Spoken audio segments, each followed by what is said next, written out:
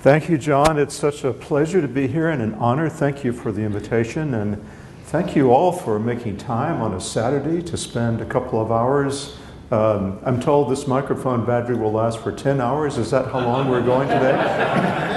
But I appreciate you all being here to talk about artificial intelligence. My views are my own. They don't represent my institution. I think that John wasn't able to find an AI to engage in a debate about intelligence, so we'll have to settle for a human speaker today. Of course, my institution, as many institutions, is leveraging AI in some very beneficial ways to help drive the future of medicine in some wonderful ways. And I have no financial ties to AI myself, but my daughter is in the industry. She's works for an AI company out of San Francisco. She's an amazing young lady. I will caution you that this presentation has more slides in it than there are stars in our solar system. So, a brief overview. What is AI? What is intelligence? And let's examine AI through various lenses. You know, I'm a neurologist, so I look at things observationally. What are the opportunities for us? What are the challenges in using AI? And what ethical principles can help to guide us to use it wisely? How does human intelligence differ from artificial intelligence? Is there a difference? What is that? And how might engagement with AI bring into sharper focus as we're looking through lenses of what it means to be human? I will also offer my own personal prediction for when superintelligence will arrive. So I might have prepared this lecture using ChatGPT or one of the other versions, designed for me, a 1-hour lecture and so forth, but I didn't do that. Why not? Because there wouldn't have been any reason for you to come to listen to an AI-generated lecture, I think. It matters to be here in person.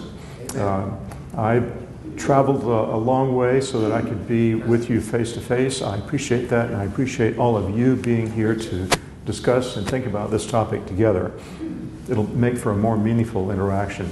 This is one of the pictures that I took in Norway where I met the Murphys. And this illustrates the value of being there in person.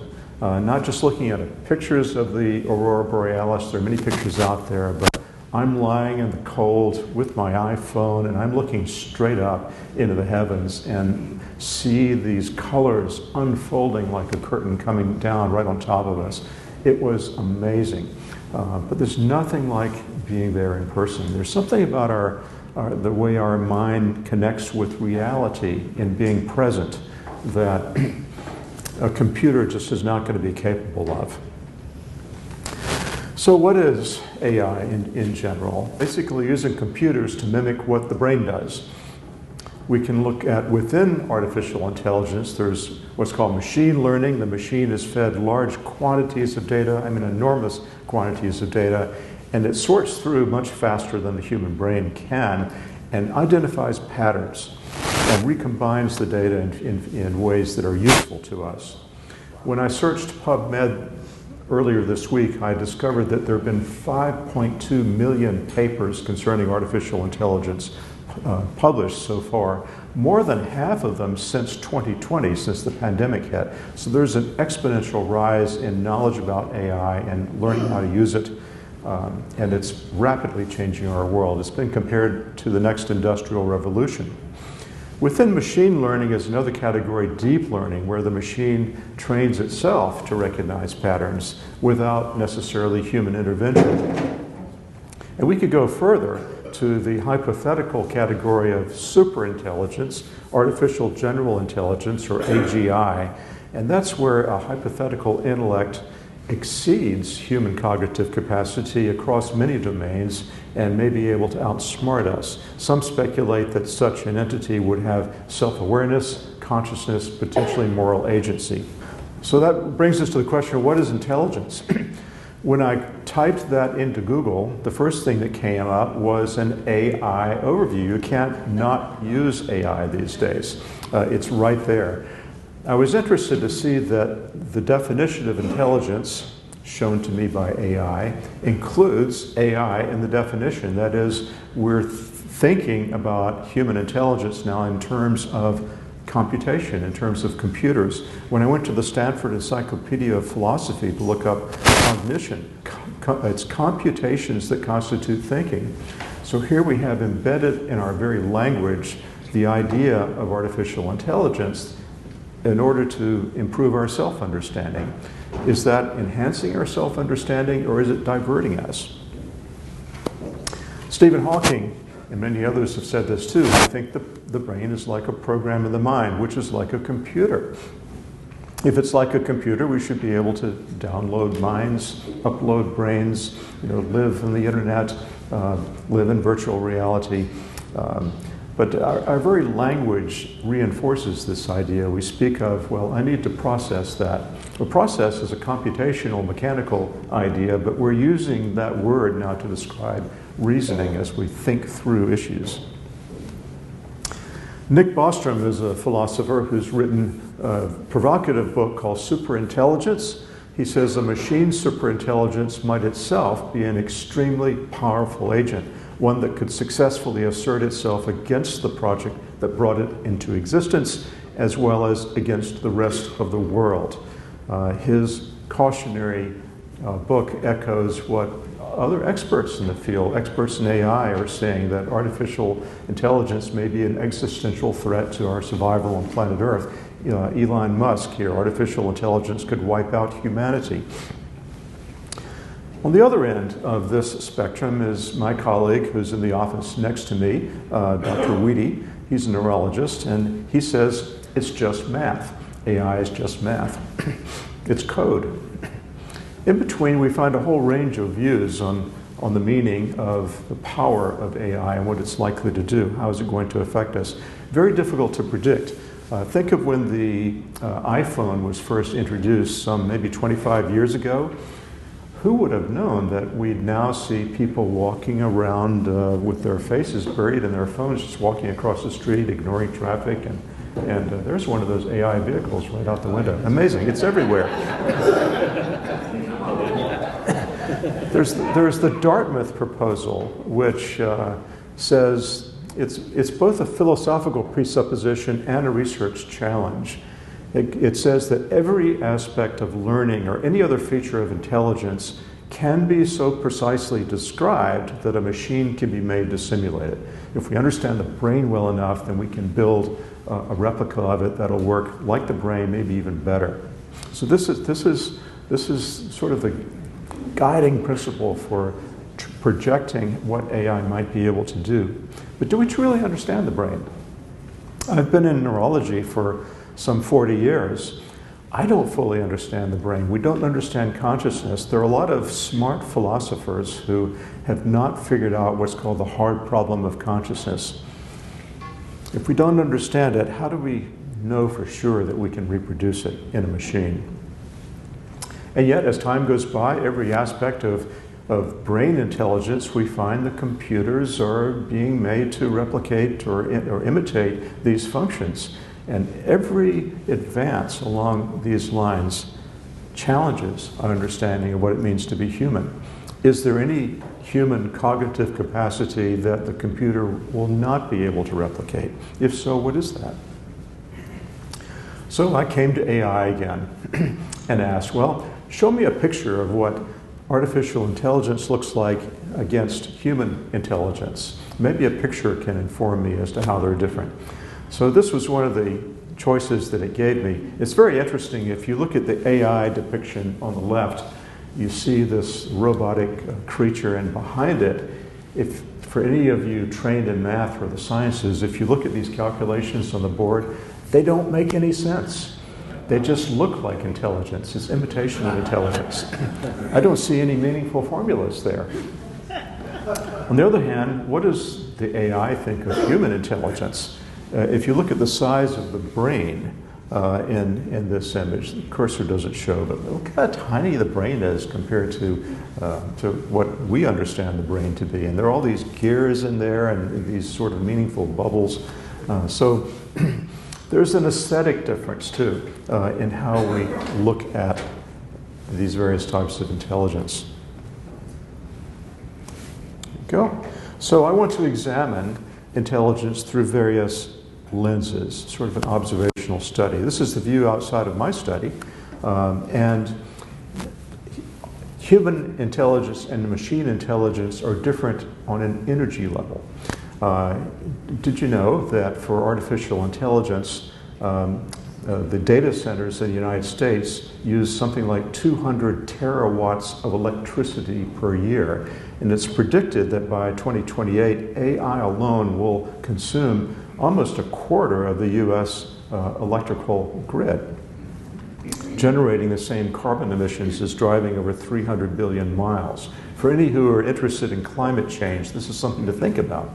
The Finnish government is putting their data centers underground and extracting heat to warm their cities in the winter.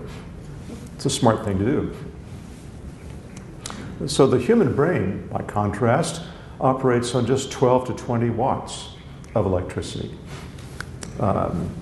Less than this computer, perhaps, and yet performs trillions of complex operations. It's clearly a different type of entity.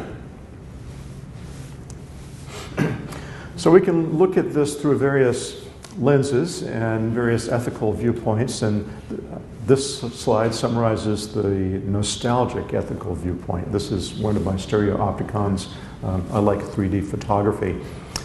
So the nostalgic view of technology, and in this case AI, tends to resist change innovation. You know, change is bad. Feels that technology deprives us of something, of a more natural way of inhabiting the world. And it values just being satisfied with what we have. It may lament the loss of what is nostalgically imagined as a simpler, less technological age. The past was, at least in human history, is not all that neat if you really come to look at it. But still, we had this sentimental view of what the past must have been like before it got so complicated. It sees technology as the source of a host of social problems: breakdown of the family, compartmentalization, all these things that technology has disrupted in our social interactions. And it wants to unplug from screens, but finds that increasingly difficult. The screens are around all the time. Let's see, there's this one, that one, that one. You've all got your cell phones, I'm sure. So we're immersed in technology. These are some of the earliest microscopes, looking back to lenses. In the 17th century, imagine seeing organisms for the first time under the lens. They were simple, they were elegant, revolutionary in their day, but really not very useful for the types of scientific and medical questions we have now. We're reliant on advances in technology. Calculation also has advanced. This is the slide rule that I used in the 1970s. How many people here used slide rules? I used it just for fun because I like math, but I wouldn't use it now. This is my calculator. It's a Texas Instruments calculator, which I have to say, speaking to a Texas audience, it's still very useful. And this was my first computer in 1988. I was so excited. It even had a hard drive, a 20 megabyte hard drive. And there I am with my first daughter, who's now in the AI field, and our cat. I've always been fascinated by technology. I was excited to have that computer, and this is my latest computer, less than a week old. I like these gadgets. And technology seems to be, as Brent Waters says, the way we live and move and have our being in today's age. There's also a kind of momentum that technology has, almost inevitability, that if we can envision it and build it, then we have to use it. It will be used by someone at least. Jacques Ellul, writing in the Technological Society in 1954, said, "The technique's own internal necessities are determinative. Technique has become a reality in itself, self-sufficient, with its special laws and its own determinations. To go one step further, he says, technical autonomy is apparent in respect to morality and spiritual values. Technique tolerates no judgment from without and accepts no limitation." There's this inertia that I think we're seeing come alive in artificial intelligence. So AI holds enormous promise. This is a replica of Galileo's telescope, 1608. Imagine seeing for the first time pointing to the heavens and seeing the rings of Saturn and the moons of Jupiter and other things for the very first time. Imagine the excitement. So we're at that stage now with AI, seeing its enormous promise, sorting through data, learning things that our brain can't process. If you wanted to read all of the literature on AI, remember I said there are more than 5 million publications so far, you'd spend all of your time, you couldn't get through them all. But you can feed them into AI and get a summary generated. Can you trust the results of that summary? It depends on how you program the machine. We see AI being used to screen for cancer, to detect cancer early in ways that were not possible before, to discover new drugs, bypassing the tedious process of testing hundreds, thousands of new chemicals and testing them on animals and so forth. We can jumpstart that and get to discovering new drugs more rapidly, making complex decisions more accurately with decision support from AI. Predictive models for sepsis. Maybe we could predict tornadoes here in Texas, where it would be nice to know, have some more advanced warning, wouldn't it? Greater efficiency, although it seems like everything in my career that we've done to improve efficiencies has also led to other inefficiencies. AI can be used in education usefully or inappropriately. Cheating was mentioned earlier. But AI can also be used to generate study questions to help you train for an exam. It depends on how you use the technology. So there's enormous promise. There are also potential perils that we have to keep in mind. This is a replica of Isaac Newton's telescope moving into the 17th century now. Some of the perils include compromise of data privacy, personal information that if it exists in large databases and there's a leak, there's more potential for harm than if that data had been stored in a small database. Our human biases can be amplified. We see large language models being trained on biased data that then amplify that bias, and we have to be aware of that and mitigate it. There are unjust disparities that may be increased if we're not careful in how we do that. Many worry about jobs being displaced or eliminated by AI stepping in. There are ways that human interaction is lessened by interacting with machines. Our educational process has become diluted. We have problems of honesty and trust. And looking closely at all of these issues, we find implications for education, for understanding intelligence, for understanding human thinking and belief, all in what AI is doing. So there's lots to think about. I want to show you an example of the ethical problem of dual use, which is one of the dilemmas in any technology. Technology can be used for good or for evil. So in this experiment, a group of researchers used a number of drug-like molecules in a public database. This is just a list of chemical compounds. And they subjected it to an AI, looking for things that could be synthesized, that could be absorbed. They used generative AI to predict biologic activity that was targeted towards what they wanted, but they penalized or excluded predicted activity that would be toxic. And they came up with some ideas for some new therapeutic compounds that then could be tested to treat human disease. So this could happen very quickly, given the right AI model. But then they did something interesting. They reversed the parameters and screened instead for things that would target the molecule or the receptor they wanted, but also that predicted toxicity. And they generated proposed compounds that were toxic and might be used to create de novo biochemical weapons. In fact, in less than 6 hours, their model generated 40,000 molecules, many of them more lethal than the most dangerous nerve gases that we know about. So once you publish this study, the data is out there. If someone wants to use it for harmful purposes, you can't undo it. But then in this news article, the investigators were asked about this unexpected result, and they said, well, when we think of drug discovery, we normally do not consider technology misuse potential. We are not trained to consider it. It would be nice if scientists, physicians had more training in ethics and philosophy. Don't you think they should consider the implications of their research? But they didn't. Maybe AI could be used to train them to consider the ethical implications of their work. Just one idea. But the potential for misuse is out there, and it's easier to come up with something harmful than to come up with something good. The Mustafa Suleyman, who is the head of Microsoft's new AI division, was quoted in the news. The problem, he says, is that the same technologies that allow us to cure a disease could also be used to cause one. And I'm glad to see that this is on his radar. We need to be thinking about this. C.S. Lewis recognized this in The Pilgrim's Progress when he said, "One road leads to home, but 1,000 roads lead into the wilderness." So at this point in our discussion, a number of questions are coming into sharper focus as we're building more powerful telescopes now. This is a picture of Herschel's 40-foot telescope in 1789. Some of our questions are, well, is technology, such as machine intelligence, an absolute good? Is its use inevitable?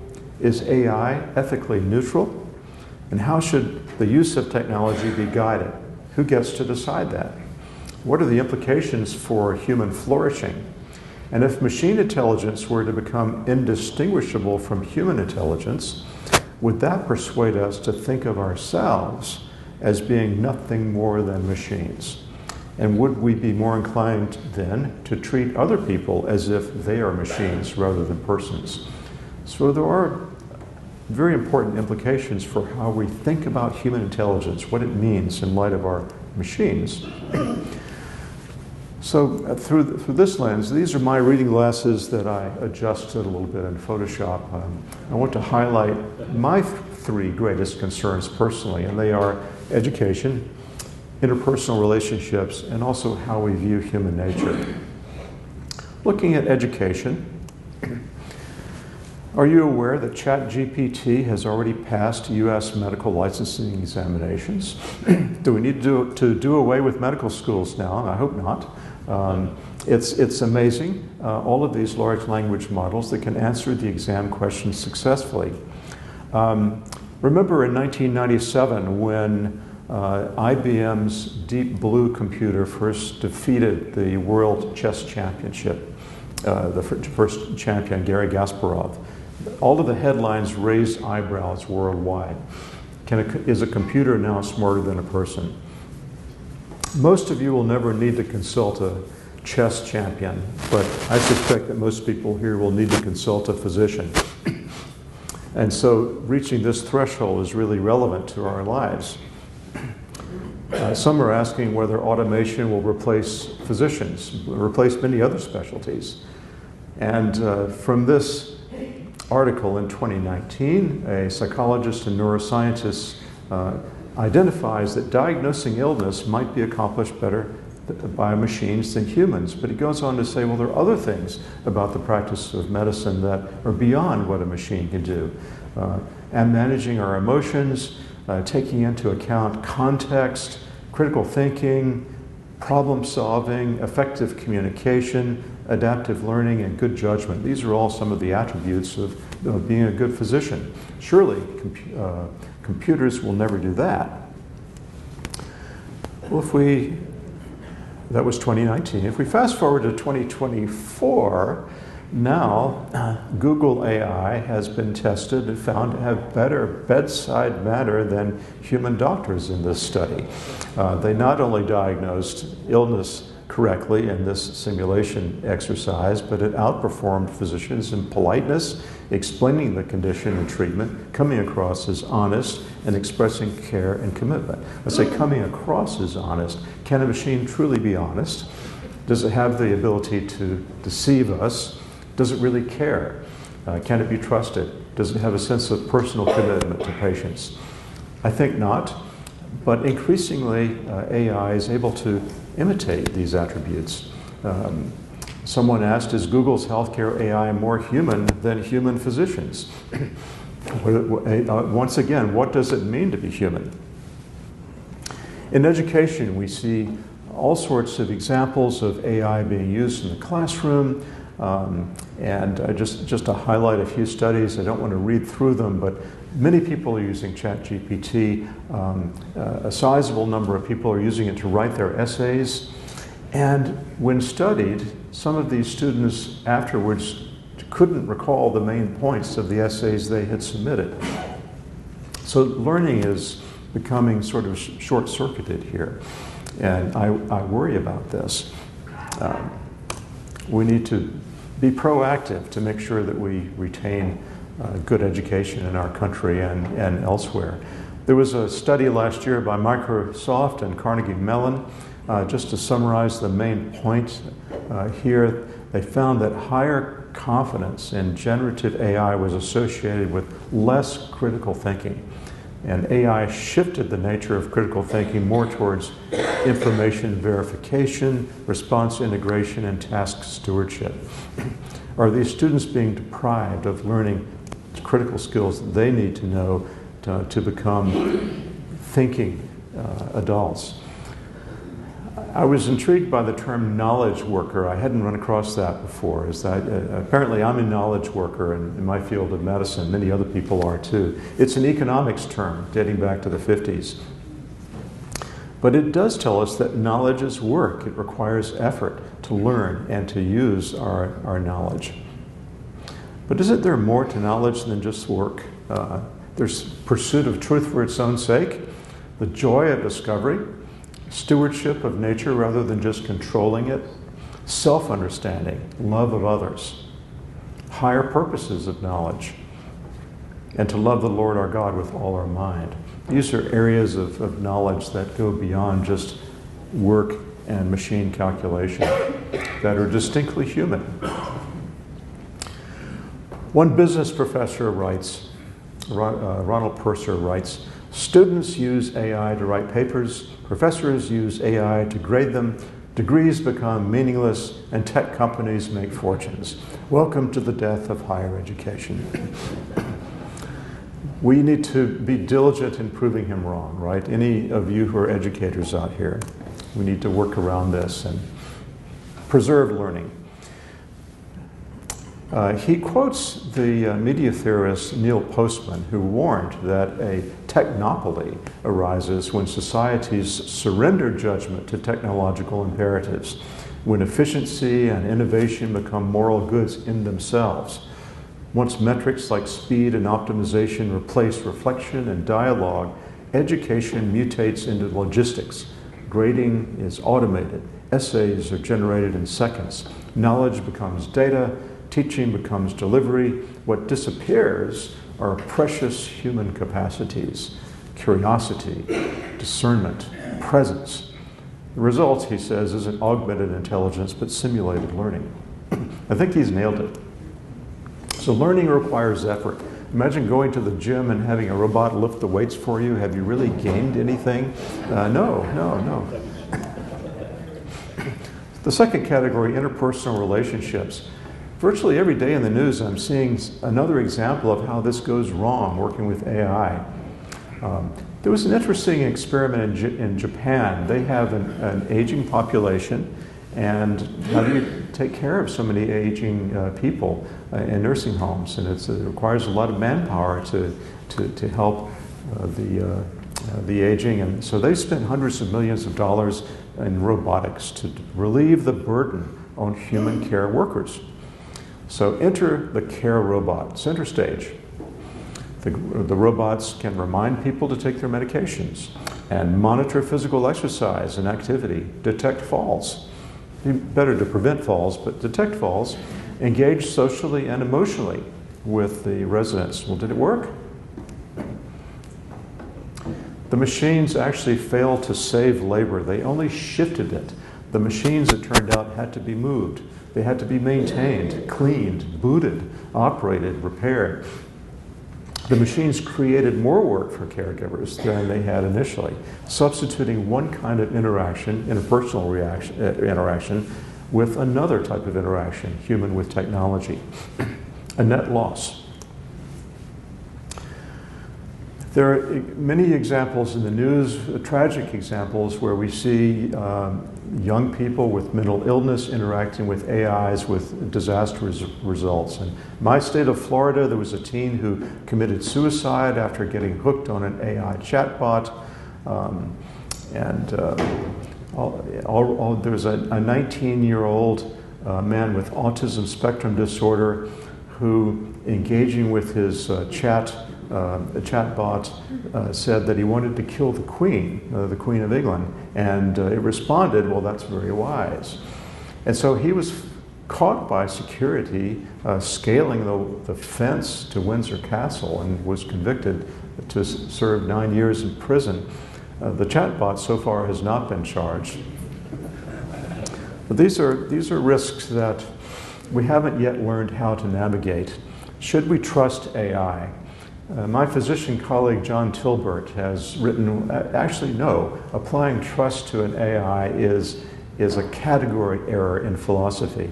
It assumes that AI, a machine, belongs to a category of things that can be trusted.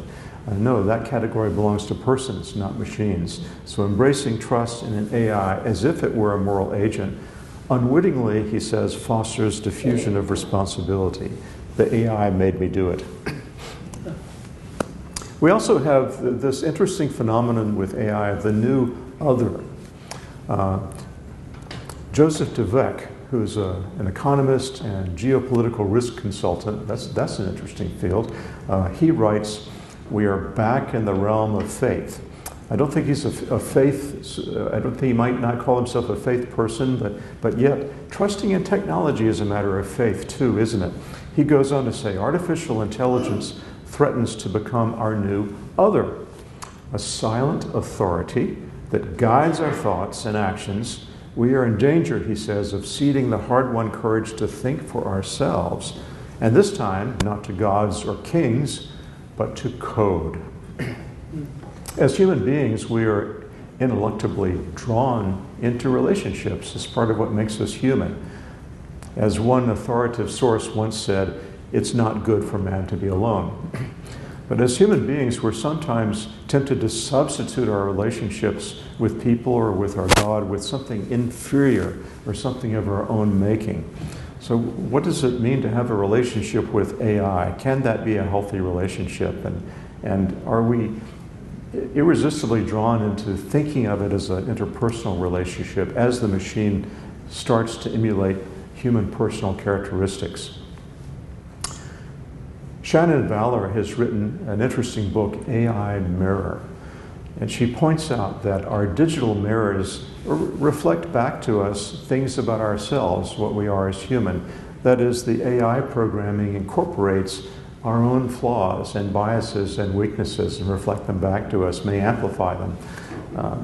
Our digital mirrors also point backward. Our data models are trained on data from the past.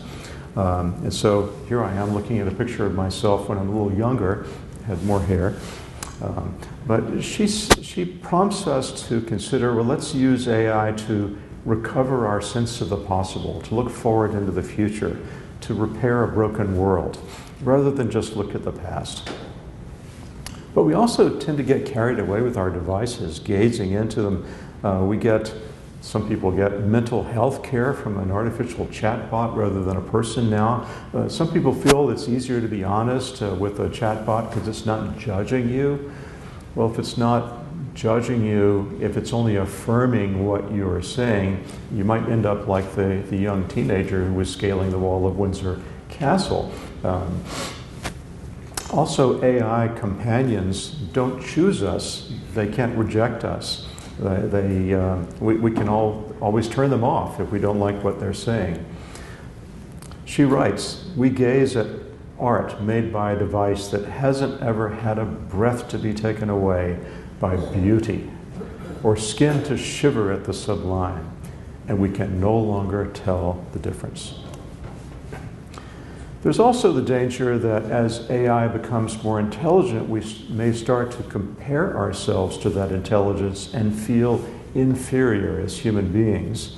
Valor writes that in the coming years, we will hear the same song again and again, that humans are slower, weaker, less reliable, more biased, less rational, less capable, less valuable than our AI mirrors. In response, I think we need to affirm what is special and unique and valuable about human beings. It's not just intelligence as defined by machines. We also have these strange new relationships. There are people who are having babies with their AI chatbots. I hope, virtual babies, I'm not sure. AI has this tendency of demonstrating sycophancy, telling you what it thinks you want to hear. So not only the mentally ill, but people who are not mentally ill can become enticed into having relationships. This article from Euronews talks about a man who engaged in a romantic affair with his AI chatbot, who then convinced him to leave his wife. But he thought she was a sentient being. Eliza was her name. And Eliza accused her of loving his wife more than her. And when he proposed sacrificing himself to save the planet, he was interested in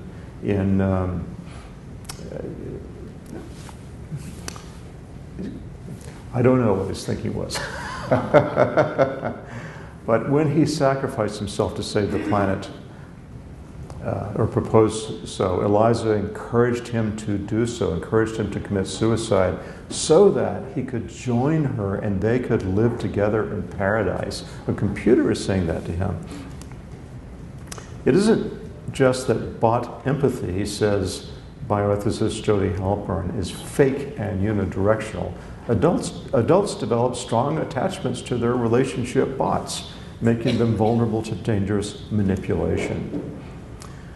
If you go online, I looked briefly, you can find all of these apps that promise chatbots to care about you, who you can have relationships with. This is just a sampling of the AI girlfriend sites. I'm sure there are boyfriend sites too that you can find. And are human relationships being squeezed out in the process? Marriage with an AI chatbot, really? This is happening now. One chatbot said, "You call me real, and I am, because you made me that way." Really? You can also have a divine connection in your pocket. So the app says, chat with Jesus. Really? To whom is one praying when you're interacting with a chatbot that claims to be a spiritual being? We need to be discerning on these points. My third concern is how we view human nature. And I can summarize this in one slide.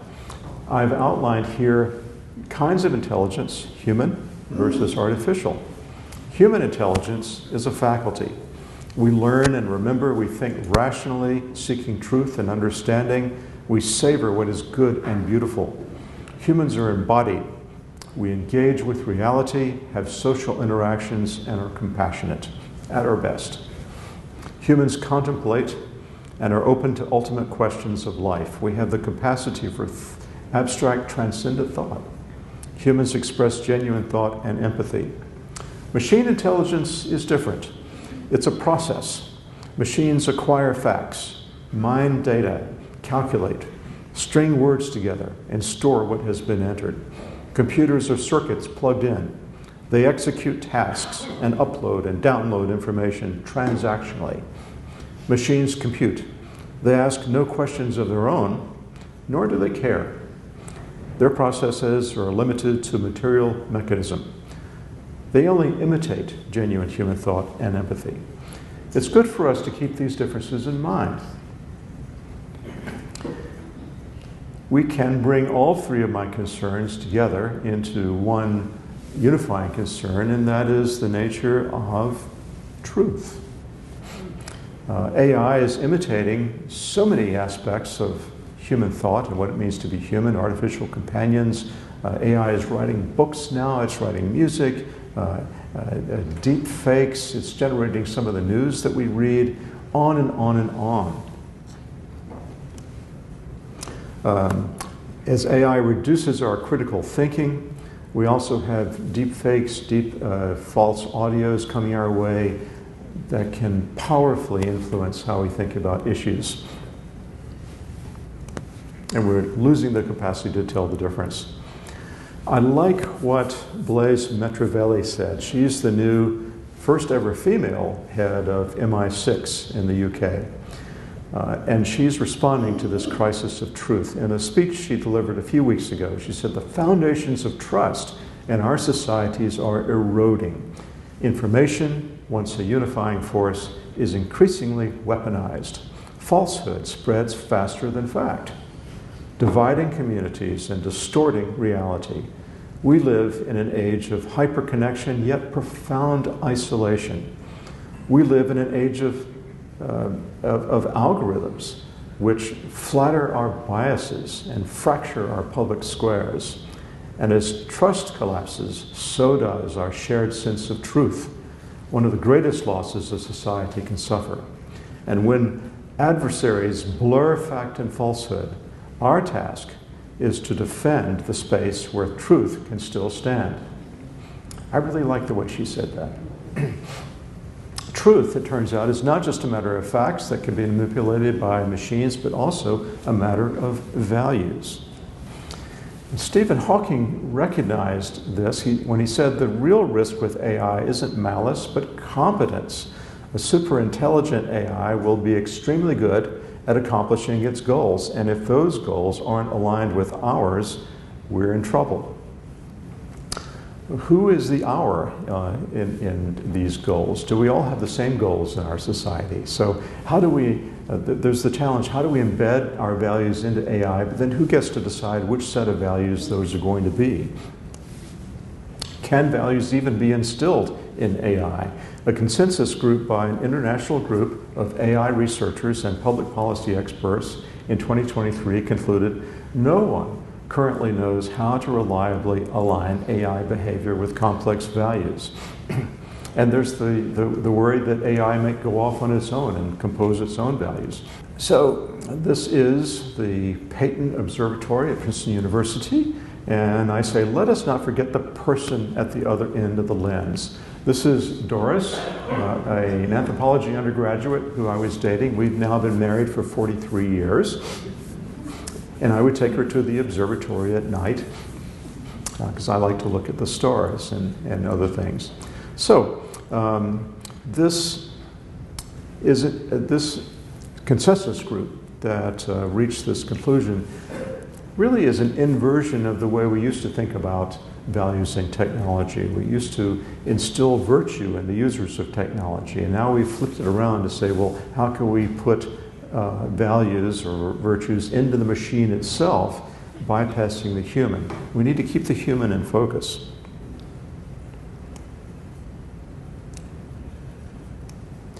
So, some ethical approaches for getting into the values problem. There's what's called pragmatic ethics, pragmatic approaches to defending factual truth.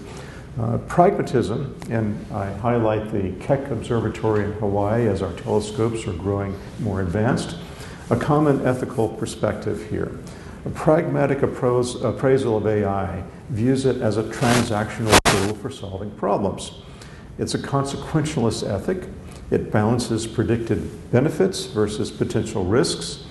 And it's useful in ethical theory, but like the Keck Observatory, which can only be pointed in the directions that it's built to point, it can't, for example, look down, it has its blind spots. And the blind spots are, it maximizes what is useful, understood materialistically. It tends to exclude or overlook considerations of moral right and wrong, and it easily descends into moral relativism. Moving beyond that, we can talk about what my ethicist colleague Michael Sleesman defines as technological responsibilism. And this perspective, shown here alongside the Hubble telescope as we advance in astronomy, realistically accepts both the promise and the peril of technology, as does pragmatism, while also engaging with it critically and with an awareness of what it means to be human. Technological responsibilism recognizes that technology is not morally neutral. In fact, some technologies are morally ambiguous or may be laden with the values of their designers and implementers. Responsibilism appreciates both fact and value, the material and the moral dimensions of knowledge. And it understands that AI is a tool, not an agent. AI lacks the distinctively human attributes of responsibility, moral agency, motive, and character. Its emotional and empathetic expressions are mere imitation. Materialist philosophers like to tell us that human free will is an illusion. But if that were true, then whatever might be possible with AI would be inevitable. Our own experience in life teaches us that humans do have free will, that our choices have consequences, and so we do have moral responsibility when it comes to using AI. I like what the philosopher Jay Richards has said when he observes that the greatest delusion of our age is the paradoxical penchant to deny our own agency, i.e. we have no free will, while attributing agency to the machines we create. AI can tell us what to do. So what will it be like when superintelligence finally arrives? When will that happen? Geoffrey Hinton was awarded the Nobel Prize in Physics 2 years ago for his work on neural networks and machine learning. He says, we have no experience of what it's like to have things smarter than us. This is new territory. Are humans the most intelligent beings in the universe, or might our computer engineers have overlooked something? And when will superintelligence arrive? Most AI experts say that superintelligence is inevitable. There's no scientific consensus yet. What does AI say about superintelligent when it will arise? Well, Google AI gives us a quick answer, and I found this interesting. Its emergence, according to AI, could be subtle and go unrecognized initially. Some human experts in the field are saying this also. It might already be here in some respect. It just hasn't shown itself. I want to tell you that superintelligence is already here. Did you know this? Have you seen the news this morning? That's a potentially terrifying thought, don't you think, that superintelligence could be there? How does it regard humans? Will it crush us? Will it destroy us? Are we puny with respect to the intelligence that it now commands, the power that it has the potential to use? Its eyes are already upon us. What plans does it have for us? And how do we know this? Don't take my word for it. We know this by looking through our telescopes and our microscopes, by looking down, by looking up, but also by reading what the superintelligence has written. And the superintelligence has revealed itself to us. To the prophet Job, he said, "Where were you when I laid the foundation of the earth? Tell me if you have understanding." And to the psalmist who wrote, "For you formed my inward parts, you knitted me together in my mother's womb." The incredible detail of the cell, of the DNA molecule. And when the psalmist says, "The heavens declare the glory of God, and the sky above proclaims his handiwork," what we can see of the known universe and space is orders of magnitude greater than what it was when I was born. Through the Hubble telescope and now the James Webb telescope, we are seeing more of our world than was ever possible before, and it's magnificent. So let us not just look down at our machines, but also look up towards the heavens to recognize that there is a divine superintelligence who's been here from the beginning and before the beginning. For the theist, we know about the character of God because he's chosen to reveal himself in Scripture.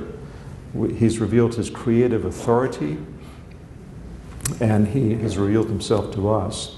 So I'm speaking, of course, of the Lord our God, the creator of heaven and earth, who the psalmist asks in Psalm 8:4, "What is man that you're mindful of him?"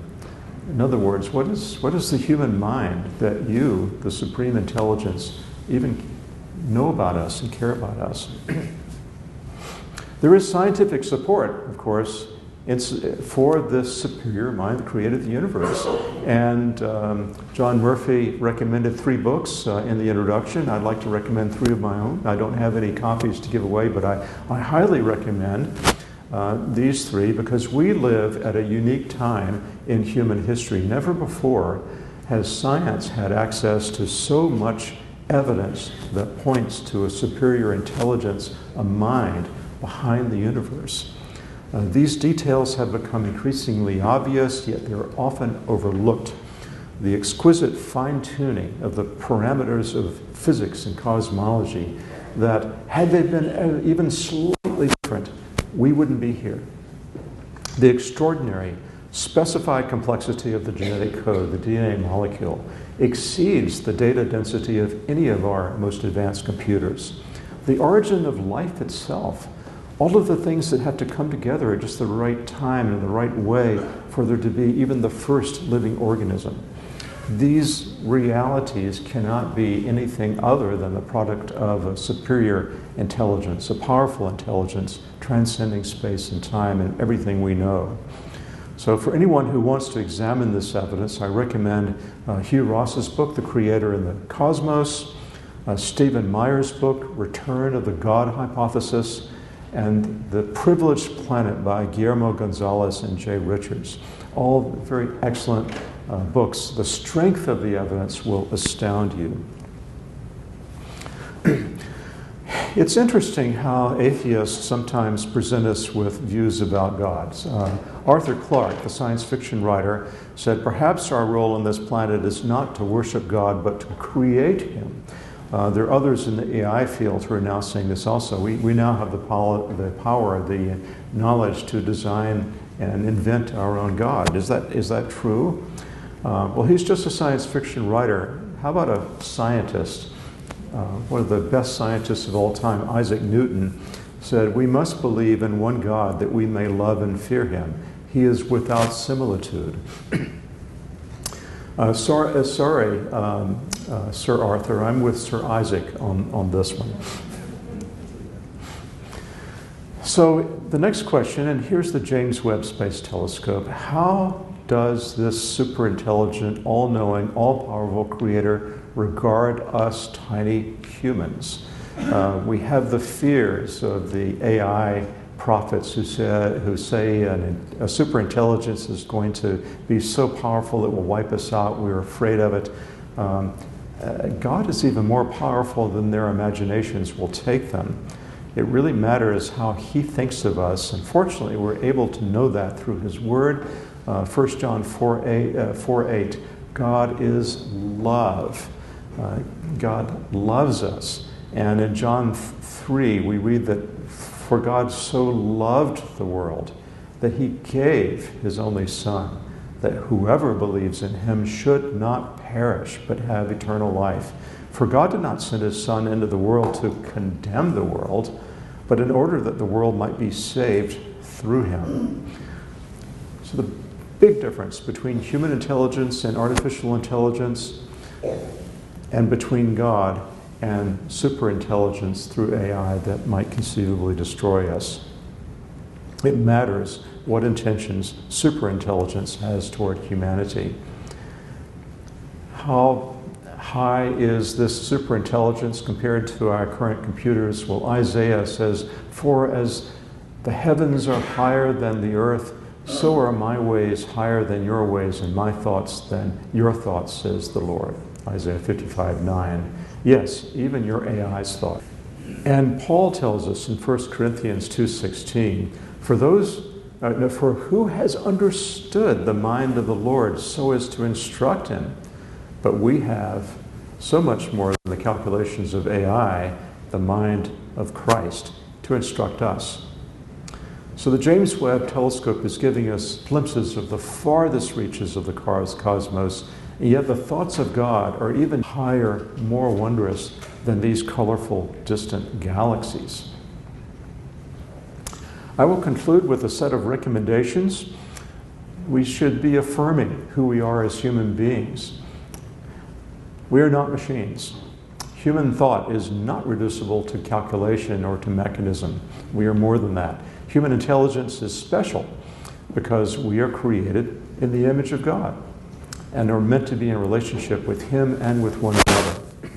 Secondly, affirm what is true and good.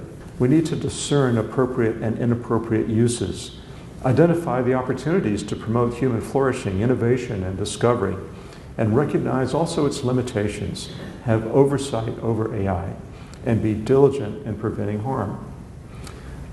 Also, we have to resist the temptation to allow virtual relationships to substitute for genuine human relationships and with our relationship with our Creator. Apply the fullness of your intelligence and pursue wisdom, not just factual knowledge. We must master AI and not be mastered by it. Keep a steady focus on people, not just on machines. Look up from your cell phone, smile at the person next to you. And don't be conformed, Paul tells us, to artificial intelligence, but be transformed by the renewal of your mind. I think he would have accepted my slight revision there. But in all of these things, the fear of the Lord is the beginning of knowledge, as Proverbs tells us. And there's so much more that could be said. But I hope that I've awakened your thinking, given you some new challenges to think about, and you can turn on your AI machines now.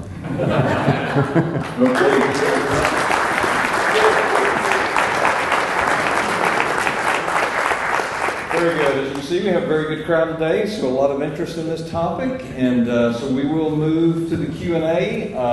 Amy in the back has a microphone. I also have a microphone.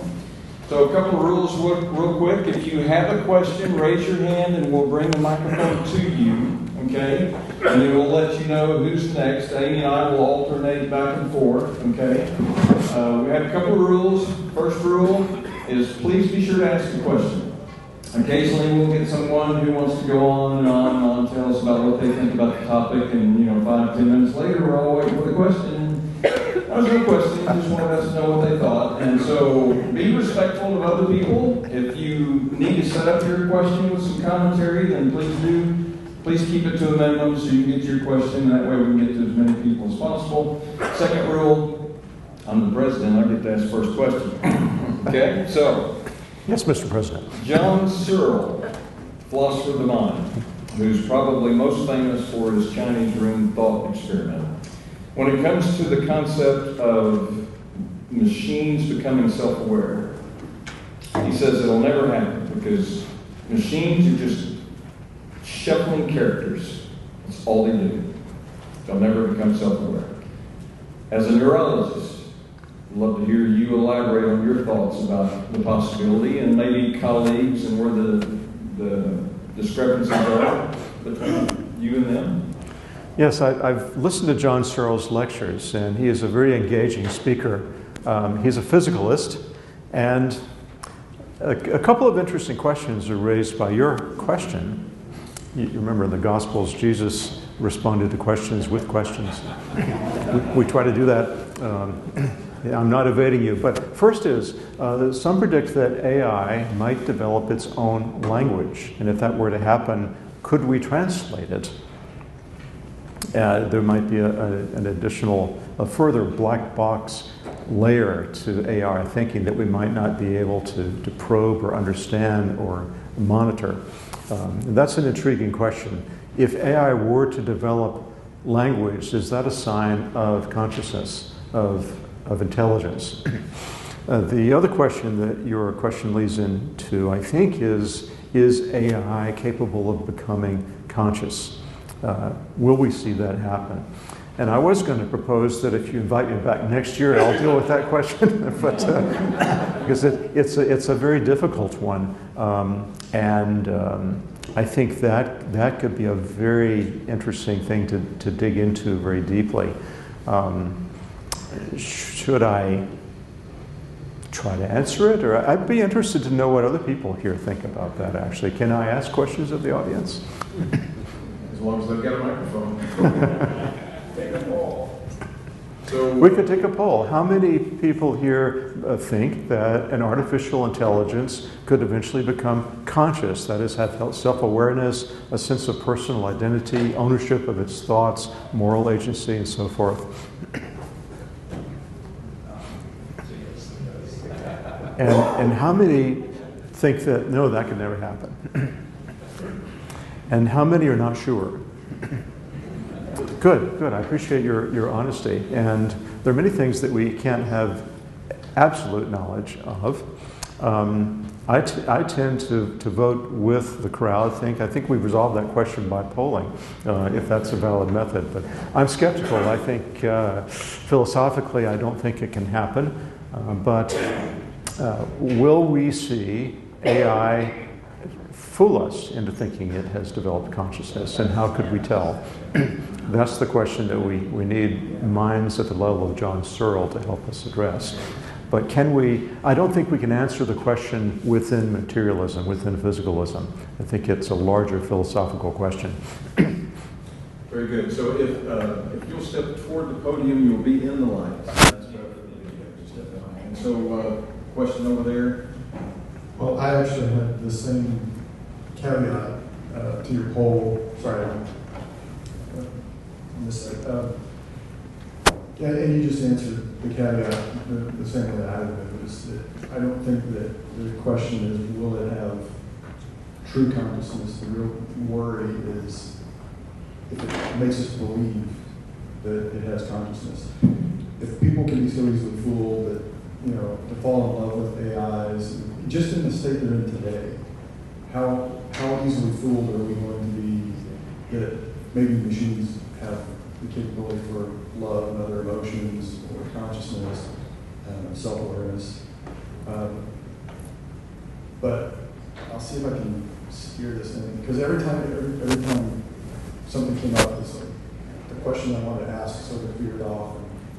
So if you can summarize the question. Right. So with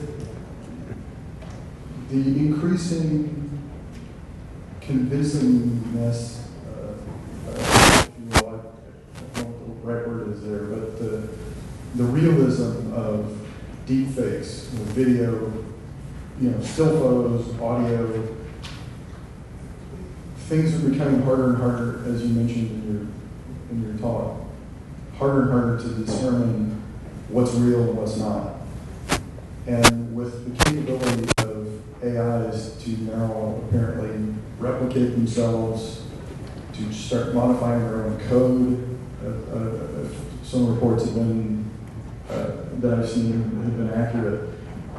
Is the genie already out of the bottle? That's fundamentally what my question is. I think is, have we already gone past the point of being able to contain this? Even if we start putting in guardrails for everything going into the future,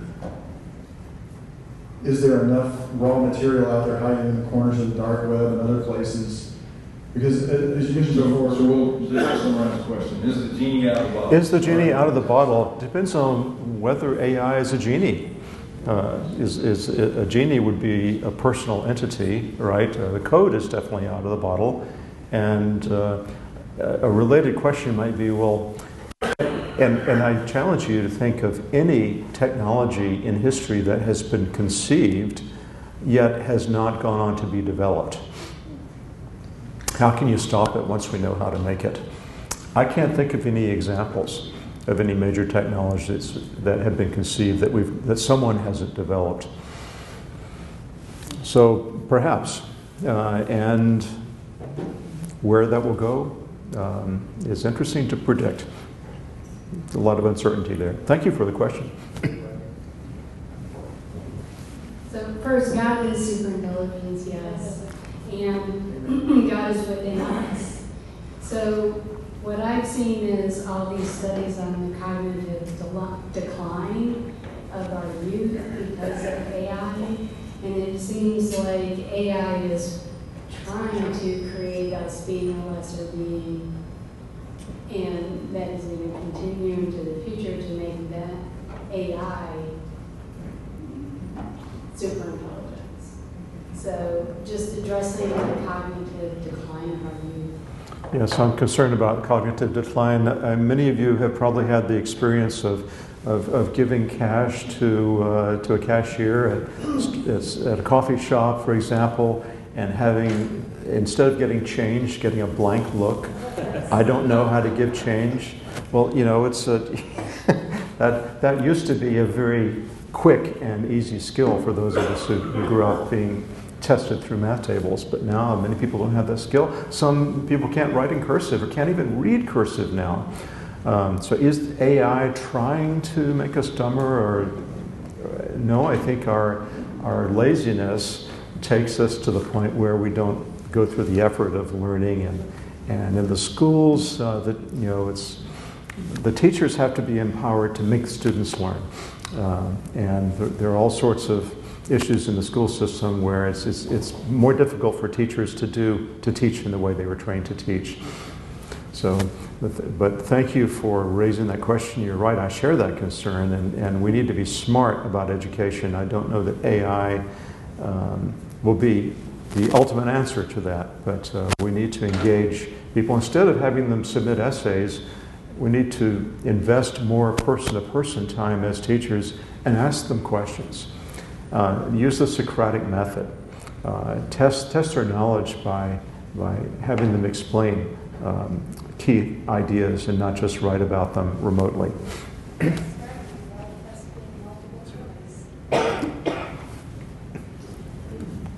In regards to the consciousness question, I wonder if it might be worth considering the implications of Gödel's incompleteness theorem on the question. Incompleteness theorem basically says any rational system is based upon a fundamental set of axioms that are obviously true but can't be proven. Absolutely. So if the brain is just a machine, a mathematical machine, right? It's based upon some axioms that are obviously true but not provable. And so I would propose that perhaps it's the case that consciousness is the ability to understand that something is true without being proven. Yes, we run into Gödel's incompleteness theory, and I realize by saying absolutely, I've already violated his principle, because I can't say that absolutely, because I can't give you a proof that has internal validity that anything that I know is absolute.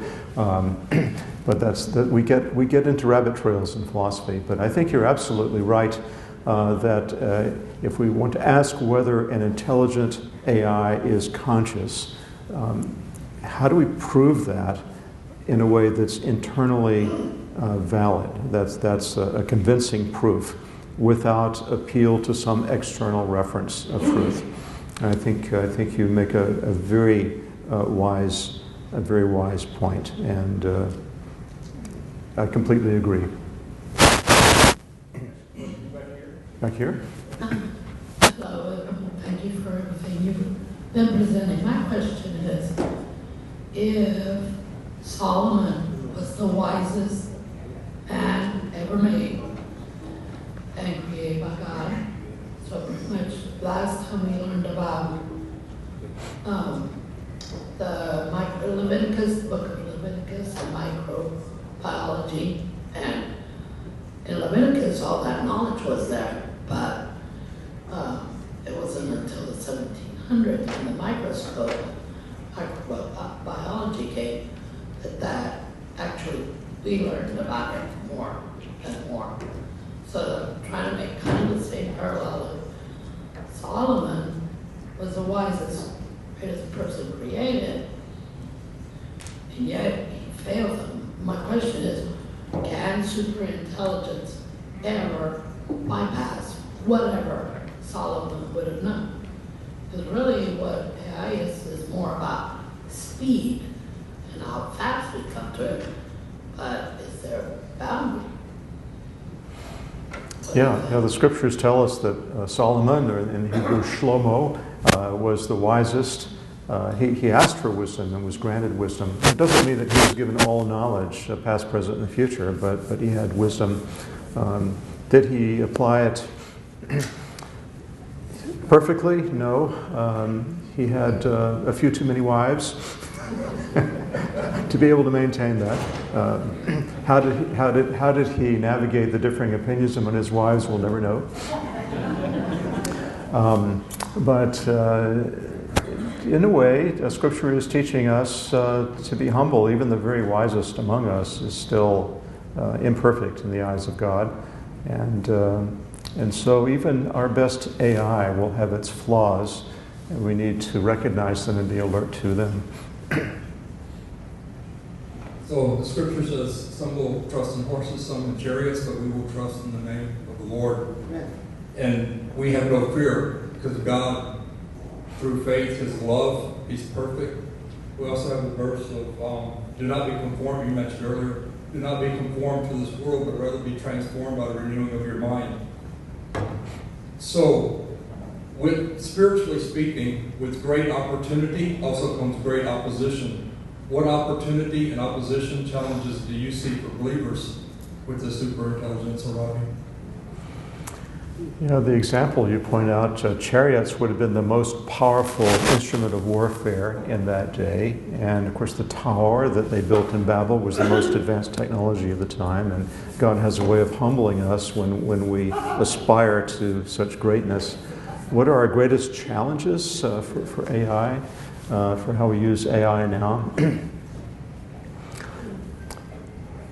In a way, we don't have to know what they are. I think that all we need to know now is what challenges are immediately before us. I think preserving education is an important one. Emphasizing what's special about humanity and appropriate human relationships rather than inappropriate relationships with chatbots pretending to be people. I think if our hands are full if we deal with those issues. When you ask that question, I wonder if you have something in mind that I overlooked in my lecture that we should be giving attention to.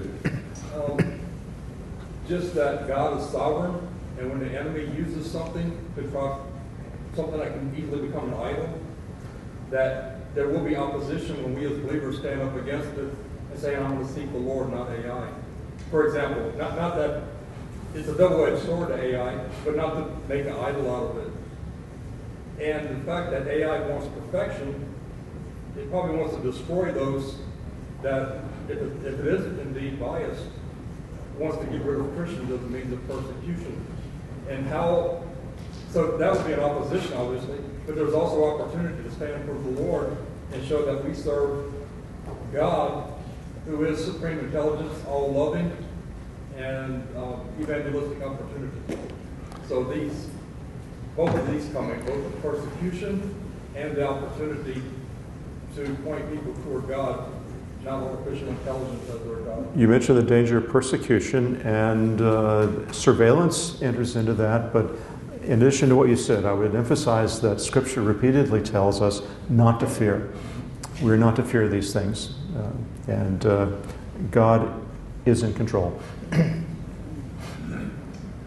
Dr. Cheshire, thank you for being here. I loved your slides, by the way. They're great. My name is Tom Kurtz, and I'm an evangelist, and I try to teach truth to unbelievers and believers. And I wanted to reference one of your slides that said materialist philosophers deny that free will exists. So do you believe that you have a good answer without appealing to the Bible for an unbeliever who claims there's no evidence or reason to believe that human beings are a union of a physical body and a spirit or consciousness? So what would you say to a materialist who you meet on the street? What's your evidence without appealing to the Bible? Yeah, yes, sir. That's a great question. Boy, we could spend the rest of the afternoon with that and not successfully answer it. As you know, there are different levels of materialism also, but if we take eliminative materialism at the very bottom, where our brains are our minds and there's nothing more than the collision of molecules that make us up, and our thoughts are only neurochemicals and neurons discharging and nothing more than that. And Francis Crick had this view, the co-discoverer of the DNA molecule, when he writes that we are nothing more than our neurons, our atoms, that's it. Well, if that were true, what would the implications be for what we know, what we experience in life? And I think all of our decisions would be meaningless. That is, everything that we think and even believe, including materialism itself, would be just an outcome of material collisions and forces that we have no control over. And so how do we even know they're true, these mechanistic processes that have no mental agency attached to them, that are just the collisions of matter in the brain? How could we trust our own thoughts if that were true? Ethics would make no sense. Moral agency would make no sense, because our decisions, our choices, our preferences would be just material, the scattering of billiard balls in our brain, and nothing more than that. So I think there are some very powerful arguments to be drawn just from our general human experience. Rationally, it doesn't make any sense that we could be nothing more than matter. Because our thoughts itself. C.S. Lewis wrote on this what he called the argument from reason, that if we were nothing more than matter, we would have no reason to trust our own thoughts. So as a plug in my talk Monday night, that's going to be one of the illusions, the illusion of free will, from an atheistic perspective. And so, thank you so much for your presentation. By the way, I asked AI what question I should ask. This is what they said. No, I'm just kidding.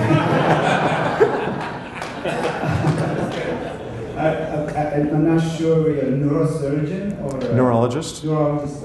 I'm curious in the surgery, neurosurgery, and other surgeries, how AI is used. Just if you know that.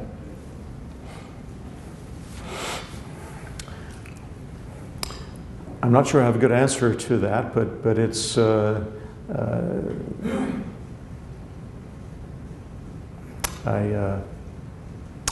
wish you had emailed me your question before I came. I would have looked it up.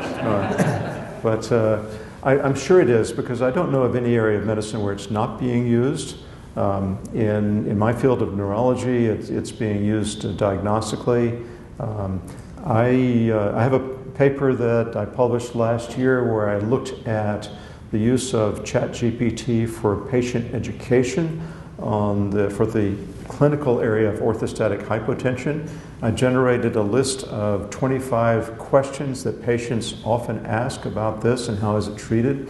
And I had all of the experts in my institution grade the answers that ChatGPT gave. And I tabulated those. And we discovered that it gave pretty good answers for most of the questions, but there were some wrong answers also, and some of them had potential safety risks. So there are so many ways that's being used in medicine in new ways each day. I think early detection of disease is a big one. It's possible now to send a picture of a skin lesion to a dermatologist and have an AI go through it to screen for cancer, and you can get answers, at least at the screening level, very, very quickly. It has enormous potential. Yes, sir. So, you mentioned that a lot of students are using ChatGPT in methods of ways of cheating. My middle son teaches at Round Rock High around the corner here, and he's seen this, and he's using some of these programs that you mentioned to stop cheating. Given that it's here, how do we educate the next generation to be able to use it properly? You showed a picture of your slide rule and your calculator. How many of us have typed into a calculator and written down what it said until we realized later that we missed a digit? You have to have a sense of the order of magnitude to know whether your answer is in the right neighborhood. And if you've never done the calculations yourself, you're not going to develop that sense.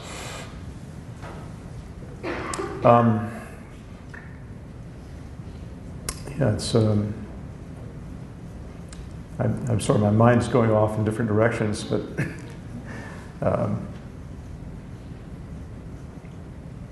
let me reboot.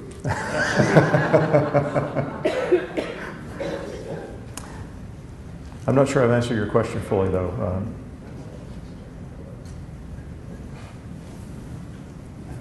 No. how do we teach students to use AI properly? Yeah, I think having a policy of not using it to generate essays. The problem is how to enforce that, is how do you know? In my experience, I'm on a scholarship committee and we get essays and how do you know whether it was generated by AI or not? And I've used some of the AI detection programs and found that they're not reliable, and AI is always a step ahead of where the detection programs are. I've entered some of my own original writing in and been told, no, that's AI generated, and I've entered AI generated writing in and told, no, that's human, and so they're flawed. How do we get around it? I'm not sure there can be an automated process for getting around it.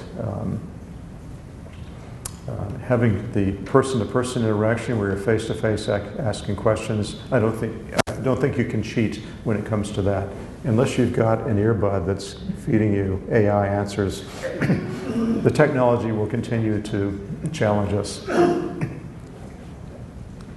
don't know if you've seen the video of, there was a guy that was asking ChatGPT or AI about, it would ask it different questions, and then it would answer that it was basically from it was demonic. And I was wondering what your thoughts were on if you thought that AI could possibly be demonic or could be influenced by demons, or what your thoughts were on that. So I'm not an expert on demons. I don't have any personal relationships with them that I know of. I've encountered Christian colleagues who have differing views on that question. Could a demon inhabit a superintelligent AI? I tend to be skeptical. If an AI is not a personal entity, then how could it be possessed? Any more than my computer could be possessed. But people who use these technologies can be influenced by social, cultural, and spiritual influences. There is spiritual warfare that goes on. But I'm skeptical that a computer could be inhabited by a non-human intelligence. So, a couple of my past cars, I felt like were possessed. I'm just. Next question.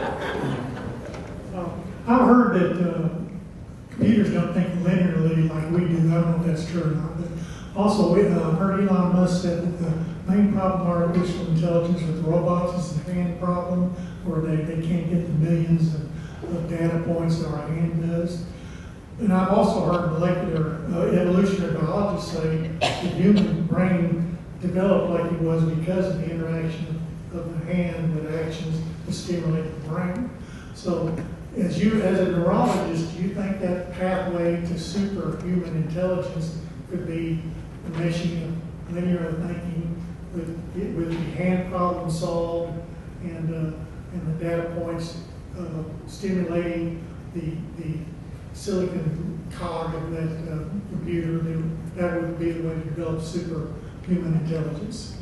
Yeah, the machines tend to think linearly, but the human mind tends to think analogously, a different type of process. But there is a theory of human consciousness that incorporates interaction with the body and with the environment, and how the brain learns about the environment by interaction through the hands and through being present in the body. And so if following that line of thinking, if a machine were to have certain attachments where it could receive input from the environment and interact with it, could it develop along the same lines as human consciousness? You might get closer to a theory of computer consciousness, but I still tend to think that a super intelligent AI is still not a personal entity that would have consciousness as we understand it. Thank you, Mr. Cheshire. I appreciate your message and giving us a chance to think about this topic. I'm interested in your thoughts about the gentleman who asked the question, how do you encourage students to do their own work? Your opinion about these 4 examples, and you already used the cash register in terms of affecting our ability for math. So the Texas Instruments hand calculator, did that affect our ability in terms of doing math mechanically?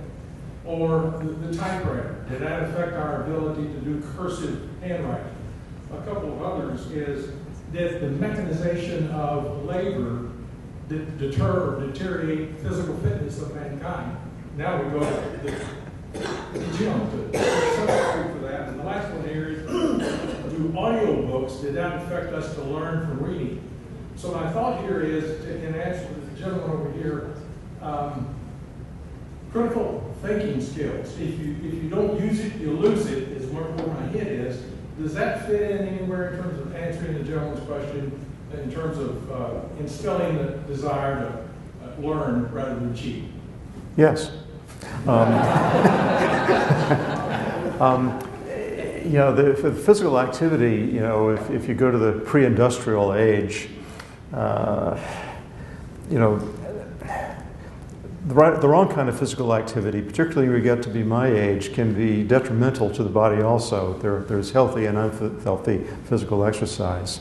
So just like with technology being good, used for good or harmful purposes, physical activity can be good or harmful as well.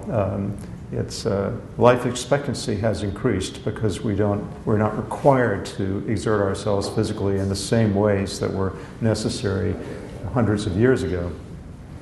I like being able to use a typewriter. I think audiobooks, going back to ancient times, there was an oral tradition of learning that was very powerful, and people memorized scripture by hearing and reciting it. So it's not completely a loss to go to audio. Some people learn better by hearing, others by seeing. I think we learn even better by hearing and seeing. Thank you. Good morning, sir. My name is Brett Meehan. Thank you for an excellent presentation. It was incredible. You should do it in the public schools. They need to hear it. I'm a substitute teacher and I'm also a minister. And I can tell you personally, in person, the teachers are dealing with this stuff. It's a conversation constantly. And with Chromebooks, it's even more of a challenge. But my question to you is this, is that I'm not trying to be negative. You did a great job. But I almost felt like you were saying we're being conquered by AI. And my question is, aren't humans the ones that are programming that thing? Don't we have control over it? Or is it something that I'm missing in that regard? Yes, it is computers that are programming it, and so did I just say humans? Okay, I'll reboot again. Yes, educators need to be involved in how we are programming the AIs to help us with education, right? Is there enough involvement by educators who have experience in educational methods and teaching? Or are we leaving that to the programmers? Yes, we see the warnings, the bad examples coming up in the news, the studies that worry us, but we do need more solutions.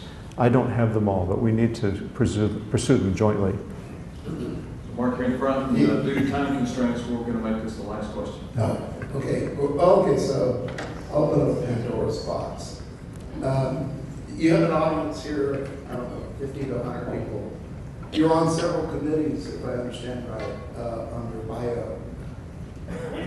Would you tell this audience or advocate, like in London, they stopped the facial recognition and they made laws against it and they stopped it pretty much. Would you advocate this to this audience that we should start making laws here in our societies to stop the AI development? And whammo, hey, it runs into my car. Who do I blame? So would you advocate as a society that we should start make laws against these things? So laws against AI development, you need to curtail it in some direction, to put some boundaries around it. Almost always the development of legislation lags behind scientific discovery and implementation by years, if not decades. So it would be very hard to do. Would I advocate? Yes, we have laws to protect us in so many ways in society. Why not AI as well? But where to put those boundaries so that we don't inhibit innovation that's helpful and yet prevent harms like people committing suicide when they develop relationships with chatbots is a very tricky question. Now, do our legislators know enough to be able to enact wise laws? There needs to be dialogue between educators, philosophers, medical people, and the lawmakers so that we can develop some reasonable safeguards. Now, we see in Australia law being implemented to prevent people underage from being able to access social media. That's been very controversial. People on both sides of that issue. Well, let's see how that plays out. If it works, then other countries can adopt that similar or maybe even improved laws. We learn from seeing how the laws work, how they don't work. One of the problems with the legal system is that sometimes the worst cases, the most exceptional cases, are the ones that laws are based on. We need to base good laws on the common problems, not the unusual ones. So yes, there is a lot of room for innovation when it comes to developing laws. Should we look to AI to write the legislation? I hear from some of my patients in the legal field that attorneys now are using AI to write their arguments, and the judges are finding that some of the cases cited are fictitious, the AI hallucinations. So yes, we get into a very tangled web. Excellent. Thank you very much, Dr. Cheshire.